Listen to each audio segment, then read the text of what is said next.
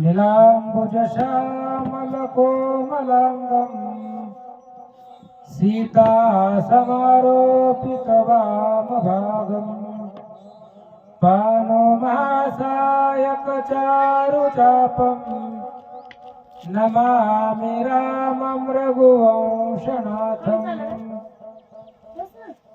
आता जैसा आहेसी तैसिया नमो तुझ श्रीराम राया तुझे कृपे रघुवर्या स्तुती वदावया सामर्थ्य वचन ऐका कमळापती माझी रंकाची विनंती कर जोडितो कथे काळी आपण असावे जवळी जेने पंढरी सारिखाची आपुला धामणगाव केला वैकुंठधिपती विठ्ठल सखा सोयरा जोडियेला जो का भूतळवटी भक्त विरक्त विख्यात हा बोधला त्या श्री संत मानकोजी चरणी साष्टांग मी घातला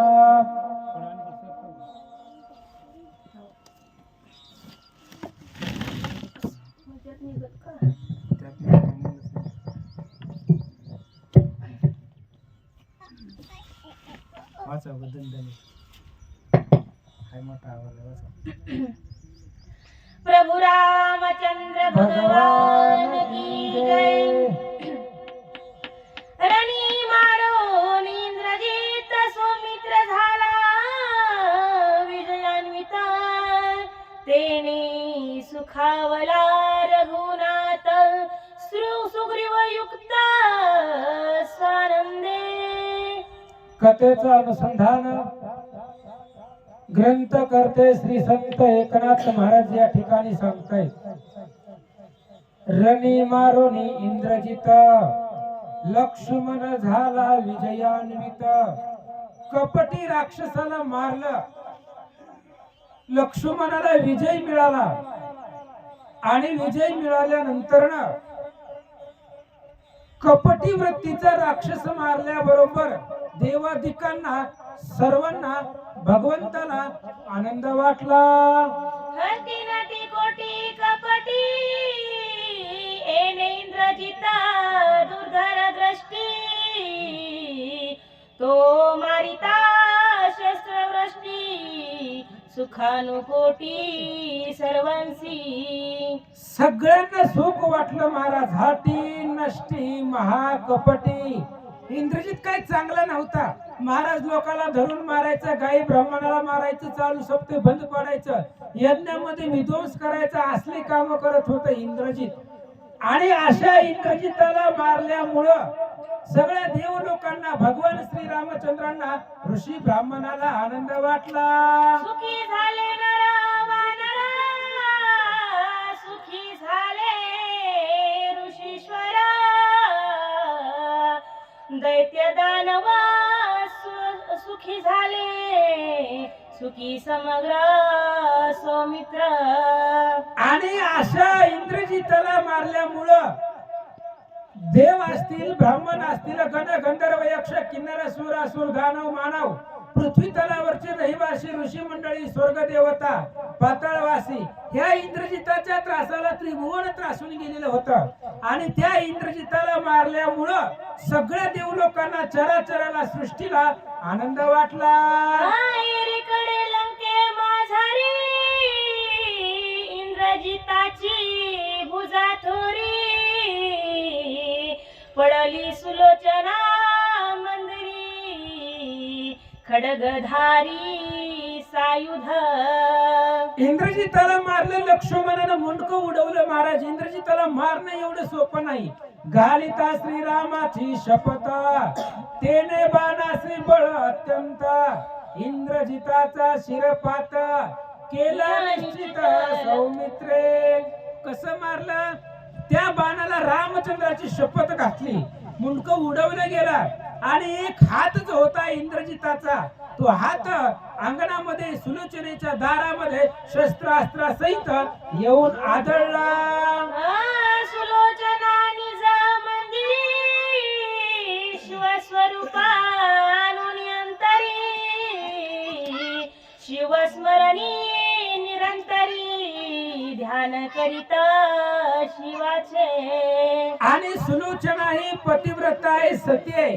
महादेवाचं भजन करत बसली होती, महादेवाची पूजा करत होती. एकंदरीत सगळे राक्षस महादेवाचेच भक्त आहेत, कारण महादेव म्हणजे शिव भोळा चक्रवर्ती.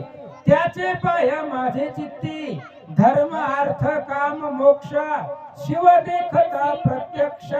महादेव म्हणजे भोळा महाराज आहे, लवकर प्रसन्न होणारा तो भगवंत आहे.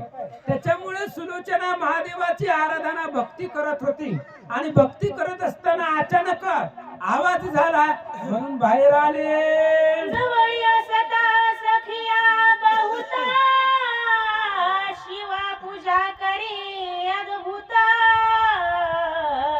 तव अंगणी पडोनी अकस्मात ध्वनी होय भुजदंडाचा. सुलोचना आपल्या सखियांबरोबर मैत्रिणी सोबत महादेवाची पूजा करत होती. महादेवाचं स्मरण हृदयामध्ये अखंड चालू होतं. सर्व सखिया समवेत होत्या, मैत्रिणी जिवलग मैत्रिणी जवळ होत्या. आणि अंतपुरामध्ये अंतर्गृहामध्ये महादेवाचं स्मरण भक्ती पूजा चालू असताना अंगणामध्ये आवाज आला, भूकंप व्हावा अशा प्रकारचा मोठा ध्वनी, त्या हाताचा आवाज झाला. ऐकोनिया तो ध्वनी सुलोचना गज बजली मनी. सवे सखिया घेवनी पाहे अंगणी निज दृष्टी. आणि अचानक आवाज कशाचा झाला? आतमध्ये पूजा चालू असताना बाहेर आवाज झाला. मग काय झालं, कशाचा आवाज झाला ते पाहण्यासाठी सुलोचनेची जी पूजा होती भंग पावली. आवाज कानावरती पडला, विक्षेप झाला. मग आवाज कशाचा झाला म्हणून मैत्रिणीला सोबत घेऊन सुलोचना बाहेर आली. सख्या मनाती सुलोचने स्वर्गी देव दैत्यासी युद्ध दारुणा. युद्ध होत आहे जाण भुजा तेथून पडलेली. सुलोचनेच्या मैत्रिणींना सांगितलं, सुलोचने ही हात जो पडलेला आहे, देव दानवांचं युद्ध होत राहत. सारखं स्वर्गामध्ये राक्षसांचं आणि देवाचं युद्ध चालू असतं. त्यामुळं युद्धामध्ये कोणाचा तरी हात येऊन या अंगणामध्ये पडलेला आहे असं मैत्रिणी सुलोचनेला सांगतात. संवाद करिता जाना घाबरेपणे सुलोचना. जवळी येवनी नयना पती हस्त जाना ओळखीला. मैत्रिणीने सांगितलं, देव दानवाचं युद्ध चालू असताना कुणाचा तरी हात भुजादंड येऊन पडलेला आहे. सुलोचनाने विचार केला, आपला बी नवरा युद्धालाच गेलेला आहे. आता सध्याला राक्षस आणि वानरामध्ये देवदैत्याचं युद्ध आताही सुरू आहे. म्हणून सुलोचना ते असणाऱ्या हाताच्या जवळ गेली. जवळ गेल्याबरोबर हाताला पाहिलं आणि आपल्याच नवऱ्याचा हात आहे. सुलोचनेने ओळखलं. देखोनिया इंद्रजिताचा करा सुलोचना भूमी घाली शरीर. हृदय कवळोनिया सत्वर विचार साचार पुसत. सुलोचनेने ओळखलं, हात आपल्या मालकाचा आहे, आपल्या नवऱ्याचा आहे. ज्या अर्थी हात इथं तुटून पडलेला आहे त्या अर्थी आपल्याच मालकाचं नवऱ्याचं काहीतरी बरं वाईट झालं असावं.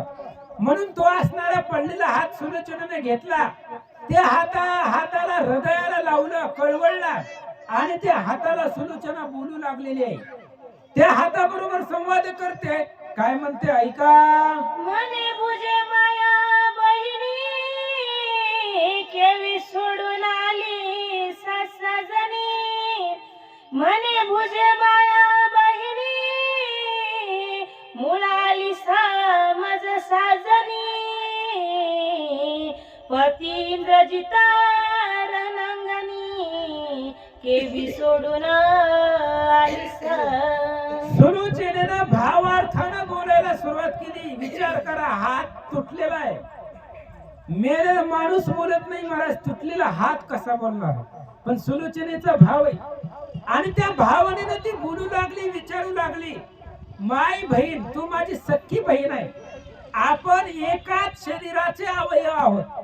मी त्या इंद्रजिताची बायको आहे आणि त्या इंद्रजिताचा हात तू आहे. तू वामांगी, मी दक्षिणांगी, त्याच्यामुळे तू माझी नात्यानं बहीण झाली. मग सांग इंद्रजिताचं काय झालं. अभ्यंग मार्जन उदाताना करोनिया निरंजना स्वये घालोनी लोटांगण स्वये आपण पुसत. सुलोचनेचा भाव आहे, लक्षात घ्या. आपल्या मालकाकडून एखादी वस्तू, तो तर नवऱ्याचा हात होता, पण मालकाकडून नवऱ्याकडून कोणती जरी वस्तू आली तरी तिचा आदर असावा. हे रामायण सांगतं आपल्याला. सीतेचा भाव अंगठी विषयी होता. अंगठी रामाची होती, निर्जीव आहे, बोलणार नाही माहिती होत, पण त्या अंगठीला प्रेमाने नमस्कार केलेला होता. त्या अंगठी हृदयाला लावलेली होती. तसंच सुलोचनेनं त्या हाताला अभ्यंग स्नान घातलं, मार्जन घातलं, न्हाऊ घातलं आणि त्या हाताला सुलोचना बोलू लागली. काय बोलते. निकुंभले गेलिया पाठी काय वर्तले रण संकटी तू आलीसा कासयासाठी ते गुह्य गोष्टी मज सांगे. तुटलेल्या हाताला सुलोचना बोलू लागली, सांग काय झालंय रणांगणामध्ये. इंद्रजित युद्धाला गेलेला आहे. रामचंद्राच्या सैन्याचं आणि इंद्रजिताचं घनघोर युद्ध चालू असताना माझ्या मालकाला संकटामध्ये सोडून तू या ठिकाणी कशी आलीस, रणांगणामध्ये काय झालं मला सांग. मज पासून इंद्रजिता युद्धा गेलिया वृत्तांत काय झाला तो साध्यंत मज यथार्थ सांगावा. सुलोचनेने विचारलं त्या तुटलेल्या मोडलेल्या हाताला. इंद्रजित युद्धाला जात असताना मला विचारून गेले, माझे असणारे मला विचारलं त्यांनी आणि मला विचारून ते संग्रामामध्ये गेले, युद्धाला गेले. मग युद्धाला गेल्याबरोबर त्या ठिकाणी काय झालं, युद्धामध्ये कुणाचा जय कुणाचा पराजय झाला, मला सगळं व्यवस्थित सांग. आम्ही तुम्ही ओ साजनी दोघी एकांगा बहिणी काय वर्तले रणंगणी समूळ कहाणी मज सांगो. सुलोचनेने विचारलं, आम्ही तुम्ही दोघी असणाऱ्या सख्या बहिणी आहोत, एकाच शरीराचे अवयव आपण आहोत. मी इंद्रजिताची बायको आहे, माझी जागा इंद्रजिताच्या डाव्या साईडला आहे आणि तो इंद्रजिताचा उजवा हात आहे. त्याच्यामुळं आपण एकाच शरीराचे दोन अवयव आहोत. या नात्यानं आपण सख्या बहिणी झालो. मग मला सांगा इंद्रजिताचं काय झालं. जरी मी असेन सत्यव्रता पतिव्रता सुनिश्चित तरी त्वाते तिचा वृत्तांत मज सांध्यत सांगावा. सुलोचना बोलल्या बरोबर हातानं प्रत्युत्तर दिलं नाही. महाराज तुटलेला हात आहे, काही बोलू शकत नव्हता. मग सुलोचनेने शपथ घालायला सुरुवात केली, मी पतिव्रता आहे, सती आहे आणि मी जर खरंच पतिव्रता असेल, सती असेल तर त्या सतीत्वाच्या बळावरती, माझ्या पतिव्रताच्या बळावरती तुटलेल्या हातानं बोलावं आणि मला रणांगणावरचा वृत्तांत सांगावा. सुलोचना बोलते, नवते अचेतना भुजा चेतना नाही तेथे सहजा एरीने स्मरला कैलास राजा शरण तुझ मी स्वामिया. सुलोचनेनं पाहिलं अचेतन आहे, त्या भुजामध्ये त्या हातामध्ये चेतना नाही, कुठल्याही प्रकारचा प्राण नाही, निर्जीव पडलेला ते असणारा हात आहे, भुजदंड आहे, चेतना विरहित होता आणि तो हात काहीच बोलत नाही. ही सुलोचनेनं पाहिलं. मग आपलं आराध्य दैवत कुलदैवत कोण असेल तर महादेवजी, आणि त्या महादेवाचा धावा करायला सुलोचनेनं सुरुवात केली. पती भुजांगणी आली, चेतना विहरी विरहिता पडली, आत्मशक्ती चेतवून वहिली, सजीव केली पाहिजे. सुलोचनेनं महादेवाला बोलायला सुरुवात केलं. महादेवजी, आजपर्यंत तुमची भक्ती केलेली, सेवा केलेली निष्काम भावनेनं, अंतःकरणामध्ये कुठल्याही प्रकारचं लोभ न ठेवता मी तुमची सेवा केली. त्या सेवेचं एकच फळ आहे, माझ्या नवऱ्याचा हात इथं अचेतन पडलेला आहे, हातामध्ये चेतना नाही. मग रणांगणामध्ये काय झालंय मला कळायला पाहिजे. त्यामुळे निर्जीव हातामध्ये चेतना घाला, आणि जो काही रणांगणामध्ये घडलेला वृत्तांत आहे मला कळवा. मनोनिया शिवालागी, स्तुती करिता कया प्रसंगी, शिव दयाळू भक्ता लागी, आज्ञा करी इंद्राते. म्हणून सुलोचनेनं महादेवाची स्तुती केली, महादेवाची आराधना केली, आणि सांगितलं माझ्या मालकाचा हात इथं पडलेला आहे, त्याच हाताने मला सगळं वृत्तांत सांगितलं पाहिजे. शेवटी शिव दयाळू भक्ता लागी. महादेवाचं असणारं कोमल हृदय आहे, आणि महादेवानं हाताची देवता इंद्र आहे, आणि त्या इंद्राला महादेवजीने सांगितलं जा, कारण तुका म्हणे पतिव्रता, तिची देवावरी सत्ता. देवाला काम लावण्याची ताकद पतिव्रतेमध्ये. सुलोचनेनं महादेवाला सांगितलं काय झालंय ते बघा, आणि वृत्तांत भुजेकडून कळवा. महादेवानं सुलोचनेचं ऐकलं. हाताची देवता इंद्र आहे, आणि इंद्राला सांगितलं जा त्या हातामध्ये प्रवेश कर आणि वृत्तांत सांग. म्हणे भुजांतरी प्रवेश होना, इंद्रजिताचे समर वर्तमान, समूळ करावे कथन, येथे अनुमान न करावा. महादेवानं इंद्राला सांगितलं इंद्र महाराज तुम्ही जावा, तुमचा वैरी असला तरी जावा. इंद्राचा मेन शत्रू म्हणजे इंद्रजित आहे. 21 वेळा गळ्याला बांधून आणलेला आहे इंद्रदेवाला इंद्रजितानं, आणि त्याच्याच हातामध्ये प्रवेश करायचा आहे. इंद्राला ते कबूल नव्हतं, पण ऑर्डर मोठ्या लोकांचे आहे, आणि मोठ्या लोकांचं बोलणं लवकर टाळता येत नाही. महादेवाने सांगितलं होतं, आणि महादेवाच्या सांगण्यावरनं इंद्राने त्या भुजेमध्ये प्रवेश केला, आणि काय सांगितलं होता शिवाचे आज्ञापन, भुजांतरी इंद्र जाना,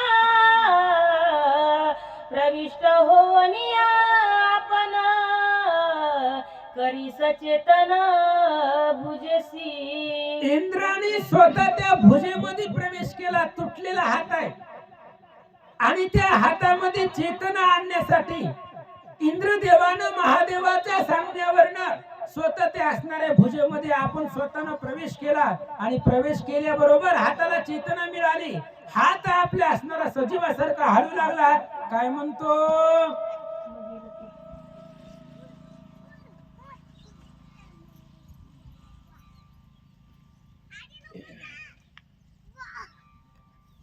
ऐकता सुलोचनेचे वचन, आले भुजसी स्फुरण, सदन्या दाखवनिया खुन, मागे साधन लेखनाचे. ज्या वेळेस इंद्रदेवानं त्या भुजेमध्ये प्रवेश केला, त्यावेळेस भुजा सजीव झाली, तिच्यामध्ये चेतना आली. थरथरला गेला तो अचेतन हात, आणि जी काही लेखनाचं साधन आहे म्हणजे पेन असेल, शई असेल, कागद असेल, जी काही लेखनाचं साधन आहे ती साधन हात संज्ञेनं खुणावून सुलोचनेला मागू लागला. दवतीने भूमिकेवरी दौत लेखनी झडकरी, आणून ठेवली निर्धारी, लिहून सत्वरी मागितले. अचेतन हात थरथरला गेला. त्यावेळेस सुलोचनेच्या तिच्या लक्षामध्ये आलं. तिनं शय आणि ते असणारी दौत म्हणजे पेन म्हणजे ते असणारं लिखाणाचं साधन जे आहे, शय आणि त्या ठिकाणी असणारा पेन आणून त्या मोडलेल्या हातापुढं सुलोचनेनं आणून ठेवलं. पाचबद्ध भूमिकेवरी दौत लेखनी घेऊन करी ओळी लिहल्या व्यक्ताक्षरी अर्थ कुसरी विन्यासे. आणि ते सुलोचनेचं घर होतं महाराज. सुलोचना श्रीमंत मालकाची पत्नी होती, इंद्रजिताची पत्नी आहे ती. आणि हे इंद्रजिताकडे राजा रावणाकडे अफाट संपत्ती आहे. 7 कोटी घरे शुद्ध कांचनाची सोन्या चांद्याची घरे होती त्यांची. त्यामुळे ती जमीन जी होती ती जमीन पाचूची होती. पाचू म्हणजे एक रत्न आहे आणि त्या असणाऱ्या 5 रुपये रत्नाची ती जमीन आहे. आणि त्या जमिनीवरती तुटलेल्या हातानं पुढच्या व्यक्तीला क्लिअर वाचायला येईल, ओळखू येईल अशा सुस्पष्ट शब्दामध्ये काही ओळी लिहिल्या. कोणत्या? तव ते भूमी पाचबद्ध अक्षरे उमटली शुद्धा ती सुलोचना वाची सुबधा अर्थ विविध जाणुनी. पाचूची जमीन असल्यामुळे त्याच्यावरती लिहिलेले अक्षर उमटली आणि ती अक्षर शुद्ध दिसू लागली, क्लिअर दिसू लागली. सुलोचनेने तू असणारी 5 जी काही असणारे ओळी लिहिलेल्या होत्या त्या जमिनीवरती तुटलेल्या हातानं ते असणारे शब्द सुलोचनेने वाचला आणि वाचून त्याचा अर्थ जाणून घेतला. काय निघाला? पतिव्रते सुलोचने पतिव्रते सुलोचने तुझ विचारुनी गेल्या जाण लाहो निरावनाचे आज्ञापन युद्ध दारुण म्या केले. आणि त्या तुटलेल्या हातानं जी काही लिहिलेल्या ओळी होते अक्षर होती ते अक्षर सुलोचना वाचू लागली. इंद्रजिताने सांगितलं, पतिव्रते सुलोचने तुझं विचारून गेली या जाणं. युद्धाच्या आधी मी तुझी भेट घेतली होती, तुला विचारलं होतं आणि तुला विचारून मी युद्धाला गेलो.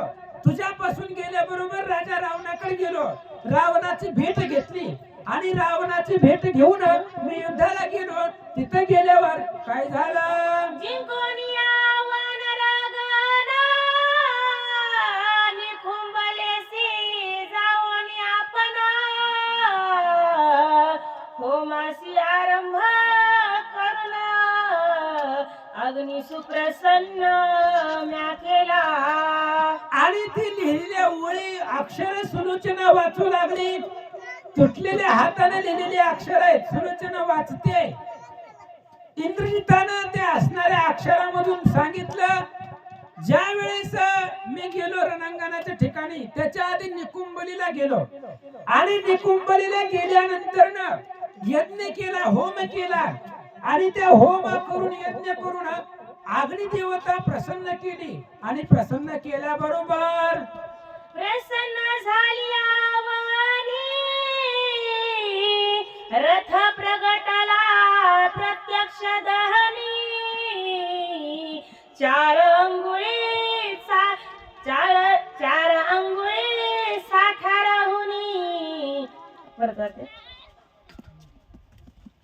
प्रसन्न झाली आवनी रथ प्रगटला प्रत्यक्ष दहनी 4 अंगुळे चाके राहुनी 60 नयनी देखिला. आणि इंद्रजितानं लिहिलेलं सांगितलेलं सुलोचना वाचू लागली. मी ज्या वेळेस निकुंबलीला गेल्याबरोबर अग्निदेवता प्रसन्न केली. अग्नीमधून भव्य दिव्य शस्त्र अस्त्र सहित रथ बाहेर निघाला. फक्त 4 बोट रथ बाहेर निघायचा राहिला होता. 4 बोट रथ अग्नीमध्ये होता आणि बाकी सगळा बाहेर निघाला होता. 4 बोट राहिला होता. तेवढ्यात काय झालं?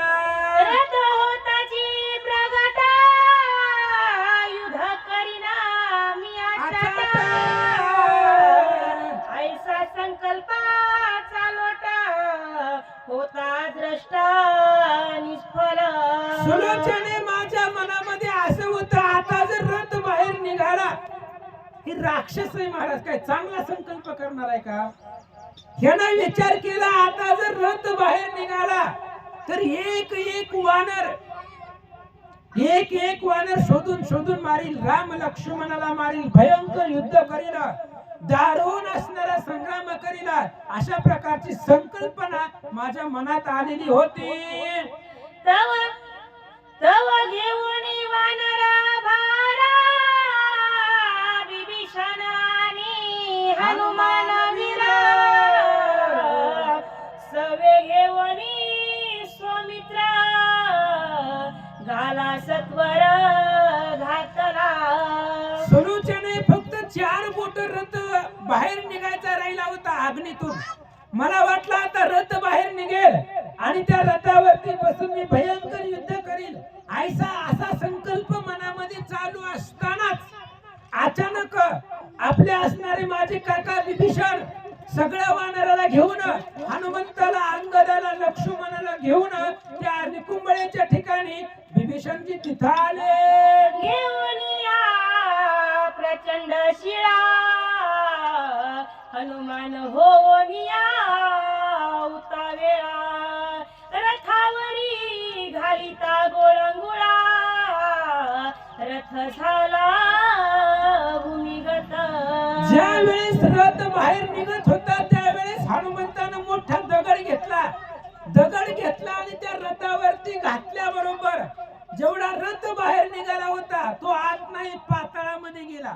घेऊन या प्रचंड शिळा हनुमान होऊनी होता वेळा, रथावरी घालिता गोळांगुळ रथ झाला भूमिगत, असं तुटलेल्या हाताने सांगितलं. युद्धकांडाचे 39व्या अध्यायामध्ये नाथ महाराज सांगताय, शस्त्रास्त्रे समवेत कुंडी निगत होता रथ, हनुमंते देऊन या लात पाताळगत तो केला. दोन्ही ठिकाणी वेगवेगळं काय सांगितलं? मनामध्ये प्रश्न येईल आपल्या. त्या ठिकाणी सांगितलं लात घातले आणि इथं सांगितलं दगड घातले, तर त्याचा ही भावार्थ रामायण आहे, शब्दशः अर्थ घ्यायचा नाही इथं. त्याचा अर्थ असा आपण काढू, ज्या वेळेस हनुमंताने लात घातली, लातच घातली, पण इंद्र ते असणारा आता जो बोलतोय तो इंद्र बोलतोय, आणि इंद्र काही तिथं निकुंभळेच्या ठिकाणी बघायला गेला नव्हता. त्याने विचार केला, घातला असेल दगड, आता वानरापाशी दुसरं काय असतंय, दगड आणि धोंड्याशिवाय काय असणार आहे, म्हणून त्या इंद्राची बुद्धी आहे आणि इंद्र स्वतःच्या बुद्धीने सांगू लागलेला आहे. मनामध्ये संकल्प विकल्प असतो, आपण म्हणतो असं नसेल झालं तर तसं झालं असेल, त्या इंद्राने बी विचार केला असेल, घातला असेल दगड, म्हणून घेऊन या प्रचंड शिळा. हनुमंतानं मोठा दगड घेतला, रथावरती घातला, रथ पाताळात गेला. माझा कारी धरुनी जाण अंगादे सोडिता, पण नेत्र उघडून पाता जाण तव वानरगण देखिले. ज्या वेळेस हनुमंतानं दगड घातला मोठा असणारा, त्यावेळेस रथ पाताळामध्ये गेला. अंगदानं माझ्या हाताला धरलं, हाताला धरल्याबरोबर मी दचकलो, कारण ध्यानामध्ये मग्न होतो, महादेवाची आराधना करत होतो, यज्ञ चालू होता, मंत्र वर्षाव चालू होता. अचानक माझा हात पकडला ते अंगदानं, मी दचकलो, सावध झालो, डोळे उघडले आणि डोळे उघडल्याबरोबर बघितलं तर सगळी वानर समोर उभा होती. मग सावध होनिया सारथी रथानुनिया, रथारोहण करोनिया युद्धाच्या सभा मांडले. मग मी सावध झालो, अंगदानं माझ्या हाताला धरल्याबरोबर मी सावध झालो, डोळे उघडून पाहिले तर रथ पाताळामध्ये गेलेला होता. मग सारथ्यानं माझा जो रोजचा रेग्युलरचा रथ होता त्या सारथ्यानं रथ आणला, त्या रथावरती बसलो सुलोचने, आणि त्या रथावरती बसून त्या वानराबरोबर मी युद्धाला सुरुवात केली. लक्ष्मणा वीरा जगदेठी प्रवेशोनी यज्ञवाटी,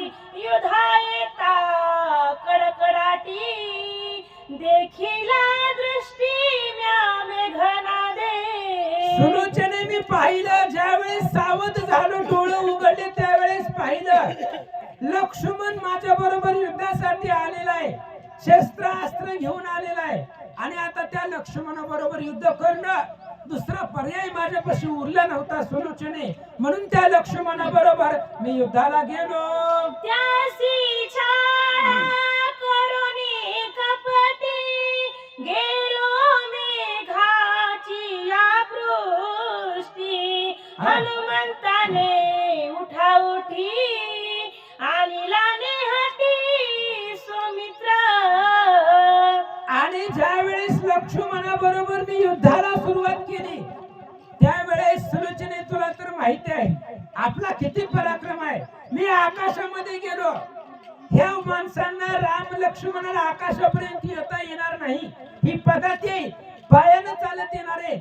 माझ्याकडे दिव्य रथ होता, त्या रथावरती बसून मी आकाशात ढगमेघाच्या आड जाऊन बसलो आणि तिथून बाण वर्षाव करू लागलो.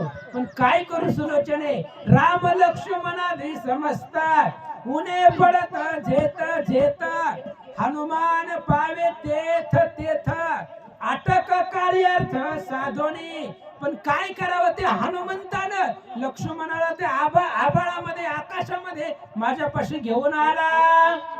लक्ष्मणे आणि आम्ही युद्ध मांडले रणभूमी. लक्ष्मणे बाणाक्रमी शरीर रणभूमी पाडले.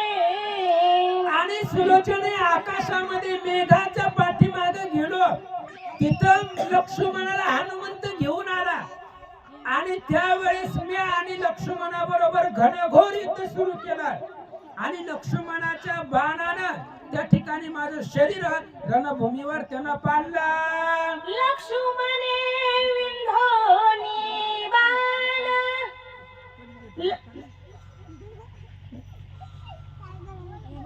लक्ष्मणे बाणाक्रमी.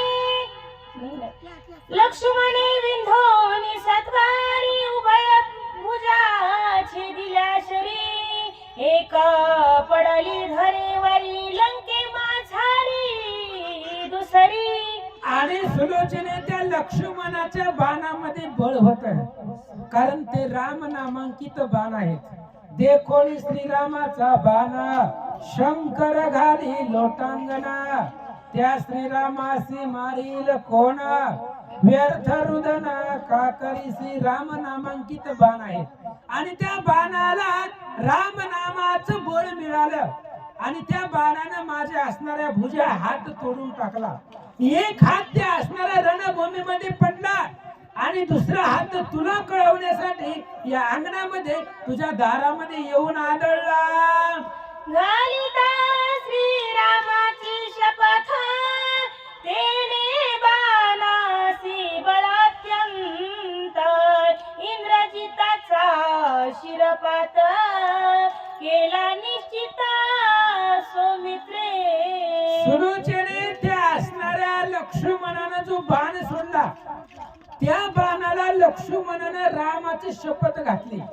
रामचंद्राच्या शपथेवरती राम नामांकित करून तो बाण सोडला आणि राम नामाच्या शपथेचं बळ त्या बाणाला मिळालं. त्याच्यामुळे तो बाण वाऱ्याच्या वेगाला पाठीमागे टाकून आला आणि माझं कंठनाळ माझं मुंडकं त्या बाणानं उडवलं आणि शरीर रणभूमीवरती पडलं गेलं. आणि त्या लक्ष्मणाच्या बाणानं मला मारलं.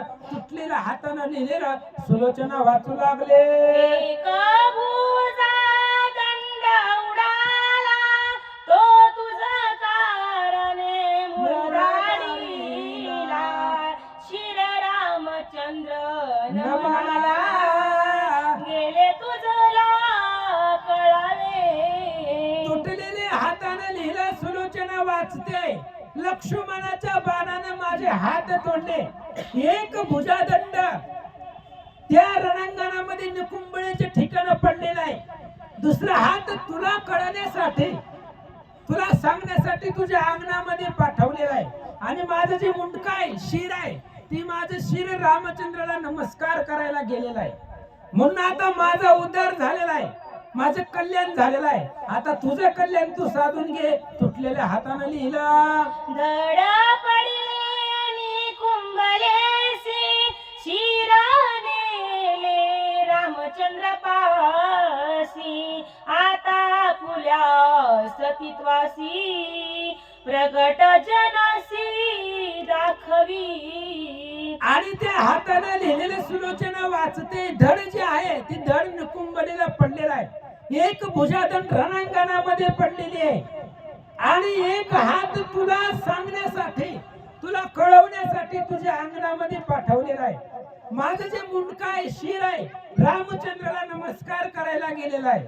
मी सायुज्य मिळवलेला आहे. पण आता तू तुझं हित कर. तुझं जे पतिव्रतापण आहे, सतीत्व आहे, आज सतीत्व प्रगट करायची वेळ आलेली आहे. आजपर्यंत सतीत्व तुझं घरामध्ये होतं, चार भिंतीच्या आतमध्ये सतीत्व होतं. आज तुझं जे काही सतीत्व आहे, तुझं जे काही सत्यपण आहे, पतिव्रतेचं बळ आहे, ते आज जगाच्या पुढे प्रगट करून दाखवा. तुटलेल्या हातानं लिहिलेलं सुलोचना वाचते. सतीत्व असेल संपूर्ण तरी अवलोकावा लक्ष्मण वंदोनी श्रीरामाचे चरण शिरापण मागावे. तुटलेल्या हाताने लिहिलं सतीत्व असेल संपूर्ण. जर तुझ्यामध्ये पतिव्रताचं बळ असेल, सतीपणाचं जरी बळ असेल, तरच लक्ष्मणाकडे जा. त्या सतीत्वाच्या बळावरती लक्ष्मणाकडे जा. लक्ष्मणाचं कट्टर वैरी इंद्रजित आहे आणि आज तोच इंद्रजित सांगू लागलाय लक्ष्मणाचं दर्शन घे, लक्ष्मणाची भेट घे. कारण ज्याचं लक्ष आणि मन दोन्ही रामावरती आहे तो लक्ष्मण आहे. वनवास लक्ष्मणाला नाही होता. वनवास माझ्या एकल्याच्या पाठी. फक्त मला एकट्याला वनवास आहे आणि सेवेसाठी आलेला लक्ष्मण आहे. त्याच्यामुळे त्या लक्ष्मणाचं दर्शन घे.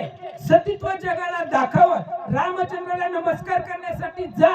तुटलेल्या हाताने लिहिलेलं वाचू लागले. मी प्राण अर्पुनी लक्ष्मणा भव समुद्र पार झालो जाना तुझी मार्ग प्रदक्षिणा सुलोचना करीतो जाना वेगे. आणि सुलोचना वाचू लागले. मी लक्ष्मणाला अनन्य भावाने शरीर आहे. माझा जीव लक्ष्मणाला अर्पण केलेला आहे. त्याच्यामुळं आता तू तुझं सतीत्व जगताला दाखव. रामचंद्राच्या दर्शनाला ये. रामचंद्राला वंदन कर. मी सायुज्य साधलेला आहे. मी मोक्षाला गेलेलो आहे आणि मोक्षाला जाऊन तुझी वाट बघतोय. तू माझ्या पाठीमागून ये आणि स्वतःचं कल्याण करून घे.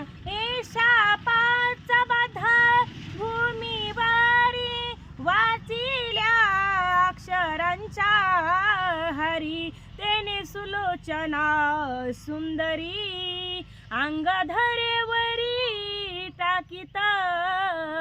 तुटलेल्या हातानं जे पाचूच्या जमिनीवरती जे काही अक्षरी लिहिलेल्या होत्या, ओळी लिहिलेल्या होत्या, त्या ओळी सुलोचनेनं वाचल्याबरोबर सुलोचना अंतकरणामध्ये घाबरली. नवरा येतो आणि तो असणारा नवरा मेला. आज आपला नवराच राहिला नाही.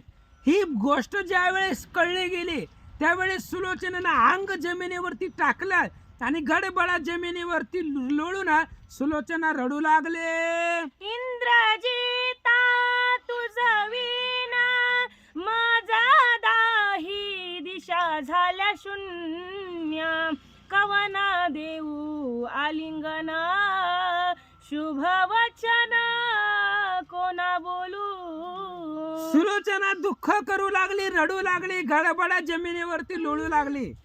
इंद्रजिता, अरे तुझ्याशिवाय मला सगळ्या दाही दिशा शून्य झालेले. आज मी कुणाला पाहावं, कुणाला पाहून बोलावं. माझ्या जे काही गुह्य गोष्टी आहेत, सुखाच्या गोष्टी आहेत, कुणाला सांगावं. स्त्री आपल्या मनातलं प्रत्येक गोष्ट नवऱ्याला सांगत असते. आज मी कुणाला सांगू? माझ्या मनाला झालेलं सुख दुःख कुणाला सांगू? बोला. मज वाचून तुझाला क्षण वियोग नवचन वर्चस्व बसाहिला तो तू आज टाकून मजला सायुज पदाला जाऊ पाहसी. अहो इंद्रजिता, माझ्याशिवाय तुम्हाला एक क्षणभर करमत नव्हतं.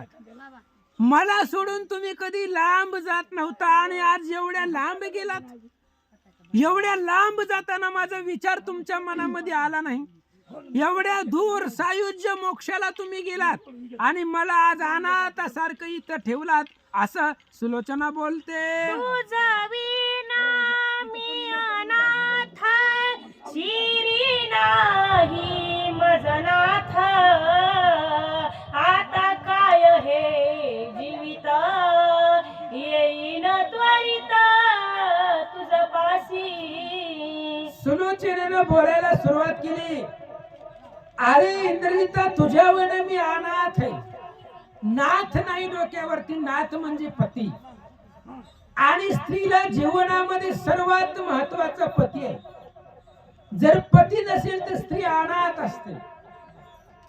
लग्न झालेल्या स्त्रीचा जर नवरा नसेल तर त्या असणाऱ्या स्त्रीला सगळ्या 10 दिशा शून्य वाटतात. आपलं तिला कोणी वाटत नाही. इंद्रजिताला बोलू लागली, मालक मी आज अनाथ झाले. मला सोडून तुम्ही एकटेच सायुज्य पदाला गेले. आता हे सगळं जीवन व्यर्थ आहे. आजपर्यंत जीवनाला अर्थ होता, तुम्ही होता. आता सगळं जीवन व्यर्थ झालेलं आहे. मी सुद्धा या जीवनाचा त्याग करते आणि तुमच्या बरोबरीला येते. पुच्छा तुटल्या सापासुराई की जळावे गळी मासोळी. देवी सुलोचना तळमळी नाही तेवी देहशुद्धी. सुलोचना तळमळ करू लागली. महाराज खूप रडू लागली. कारण नवरा येतो आणि डोळ्यात देखत नवरा मेला. त्या नवऱ्याचा हात आहे ती बघून सुलोचना खूप रडू लागली, दुःख करू लागली. उदाहरण दिलं नाथ महाराजांनी, जसं साप सुरळीचं शेपूट तुटावं, ती साप सुरळीचं शेपूट तुटल्यावरती जशी तळमळते. पाण्यातला मासा पाण्यातून बाहेर काढावा. पाण्यातनं मासा बाहेर काढल्याबरोबर तो जसं तळमळतो प्राणांताच्या व्यथानं, तसं सुलोचना तळमळू लागले. गडबडा भूमीवरी लोळाता नाना पारी आक्रंदात. बहुत ग्लानी करिता आक्रोश बहुत मंडिला. खूप दुःख सुलोचना करू लागली. आपला नवराच राहिला नाही. जमिनीवरती गडबड लोळू लागली. जमिनीवरती डोकं आपटून घेऊ लागली, हात आपटून घेऊ लागली, छाती बडवू लागली. खूप अशा प्रकारचा आक्रोश अवर्णनीय असं दुःख सुलोचना त्या ठिकाणी व्यक्त करते. तव शांती मती सखी जाना आणि विवेक सखापना. शांतिमती सुलोचने लागून विवेका विचारून मने माते. आणि सुलोचना ज्यावेळेस दुःख करू लागली, रडू लागली, त्यावेळेस सुलोचनेची सखी आहे, तिचं नाव शांतिमती आहे. आणि सुलोचनेचा सखा मित्र आहे, त्याचं नाव विवेक आहे. आपण मित्र मैत्रिणी कशा ठेवतो त्याच्यावरती आपलं जीवनाचा मार्ग अवलंबून असतो. सुलोचनेने त्या असणाऱ्या शांतिमतीने सांगितलं, विवेका विचारून पाहे माते. शांतिमतीने सांगितलं, सुलोचने रडू नको, जरा विवेकाला विचार, म्हणजे विवेकाने विचार कर. आपलं मोक्ष, आपलं असणारं सायुज्य, आपलं कल्याण कशामध्ये आहे, जरा विवेक बुद्धीने विचार कर. शांतिमती सांगते, आता पती समागम सायुज्य पदाती सुगम. प्राप्त होय उत्तम धाम तो उपाय परम योजावा.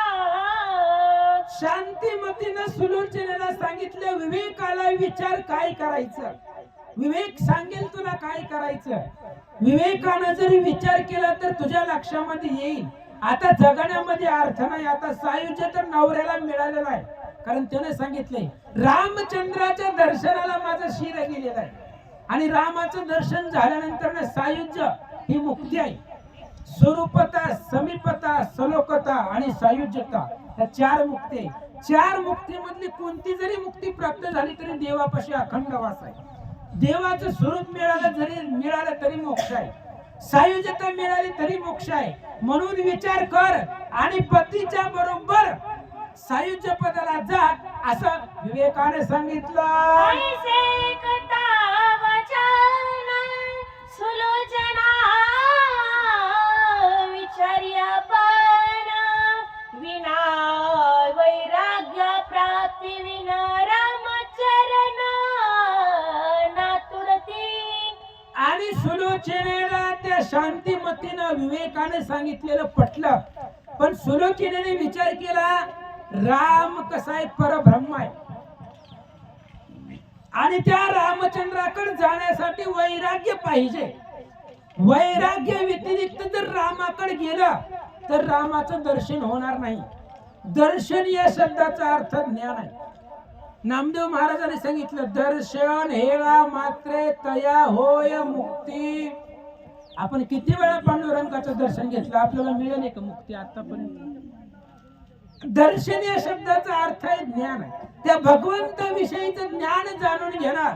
आणि त्या असणाऱ्या सुलोचनेने विचार केला जर रामचंद्राचं दर्शन घ्यायचं असेल तर वैराग्य, कडकडीत वैराग्य प्रकट करून त्या रामाच्या भेटीला गेलं तरच रामाचं दर्शन होईल.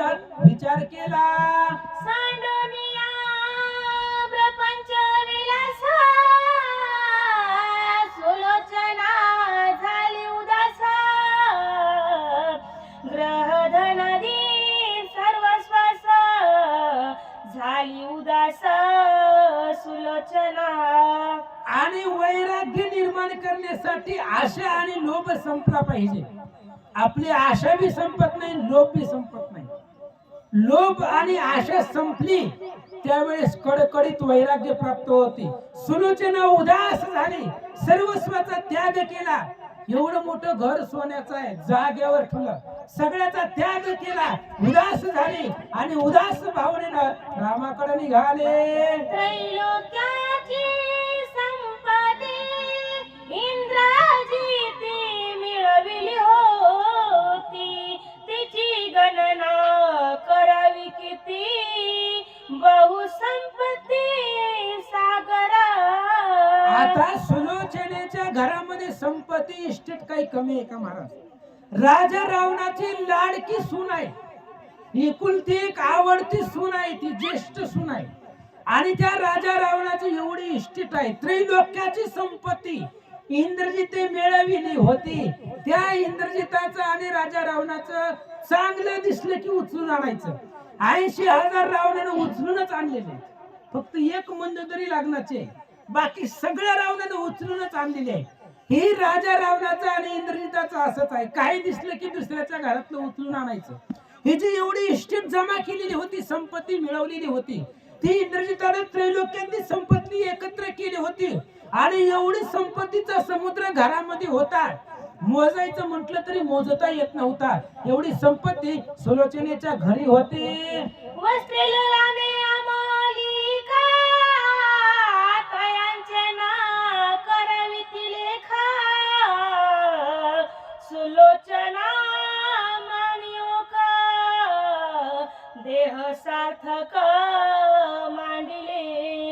सुलोचनेनं देहाचं सार्थक आहे. देहाचं सार्थक कशामध्ये? रामचंद्राला पाहण्यामध्ये देहाचं सार्थक आहे. तुका म्हणे जन्म आल्याची सार्थक विठ्ठलाची एक देखलिया. भगवंताचं दर्शन घेणं आणि त्यांचं असणारं स्वरूप पाहणं हे जन्माला आलेल्याचं सार्थक आहे.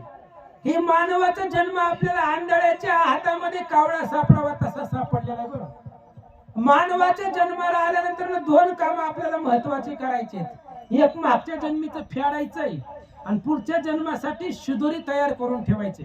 पुढचा जन्म जर आपल्याला सुखाचा मिळवायचा असेल, मानवाचा मिळवायचा असेल तर या जन्मामध्ये थोडं तरी पुण्य करावंच लागतं. आणि मृत्यूनगर म्हणजे जंक्शन आहे, जंक्शन. जसं आपण जंक्शनला गेलो तर जंक्शनला गेल्यावर आपल्याला कुठल्या बी गावाला रेल्वे भेटते का नाही? पुणे, कुर्डुवाडी मोठी मोठी जंक्शन आहेत. तिथं खेड्यापाड्याला सुद्धा रेल्वे त्या ठिकाणी जाते, तिथून कुठेही भेटतं. हे मृत्यू लोक म्हणजे जंक्शन आहे. मग इथंच ठरवायचंय आपल्याला स्वर्गाचं तिकीट काढायचंय, नरकाचं काढायचंय, कैलासाचं काढायचंय, वैकुंठाचं काढायचंय, कुठलं काढायचंय इथं आपण ठरवायचंय.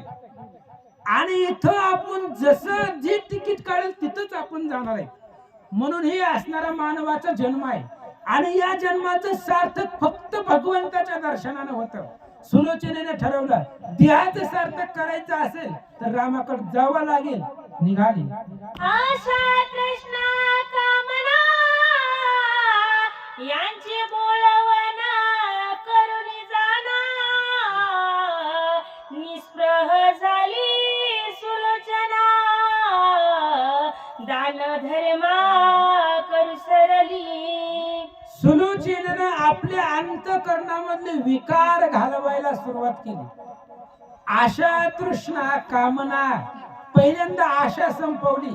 तृष्णा म्हणजे अपेक्षा, तृष्णा संपवली गेली. अंतःकरणामधली कामना इच्छा सगळी संपवली गेली. आणि जी संपत्ती नवऱ्यानं वाईट कर्म करून दुसऱ्याची लुबाडून आणलेली जी काही इष्टिट आहे, संपत्ती आहे, ती सगळी संपत्ती लुटायला वाटायला सुरुवात केली. जडिता मुद्रा अलंकार मणी मंडिता उत्तम हार इंद्रजिताचे भांडारा वाटी समग्र द्विजांसी. सुलोचनेने ठरवलं आपण गेलो, इंद्रजित बी मिळाला, आपण बी चाललोय. मग ही संपत्ती अशीच आहे. संपत्ती आपली नाहीच महाराज. आपण म्हणतोय माझा आहे, आपण म्हणतो घर आपले आहे, जमीन आपले आहे, पण तू जाणार आहे घर जमीन इथंच राहणार आहे. देह हे काळाचे, धन कुबेराचे, तेथे मनुष्याचे काय आहे. यम जर आला तर यम चप्पल सुद्धा घालू देत नाही महाराज, कारण काळ आहे. कोण दिवस येईल कैसा, नाही देहाचा भरवसा. कोण काळ येईल कैसा, कोणची वेळ आणि कोणची काळ कसा येणार आहे सांगता येत नाही.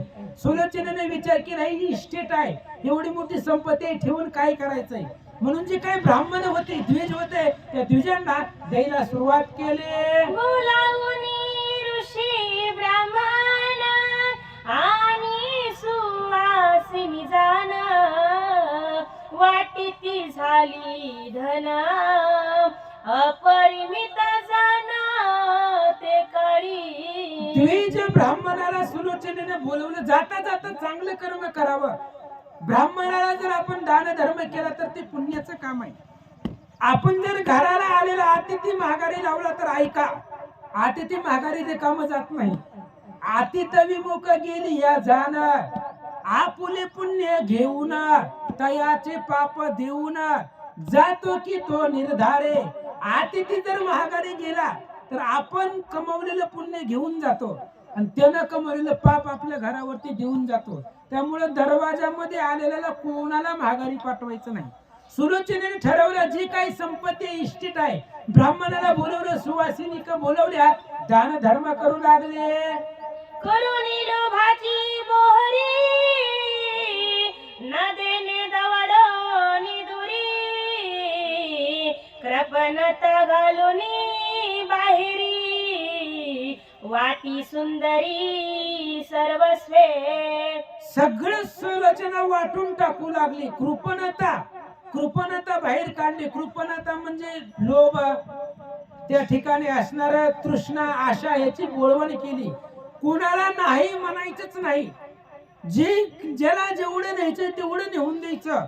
आणि सगळं जे काही अंतःकरणामध्ये अंतपुरामध्ये साठवलेलं होतं सगळं सुलोचना दान करू लागले. लोभे धन पुरो जाती मुळीच त्याकडे माती भूमी निक्षेपिली संपत्ती तोंडी माती पाषाणा.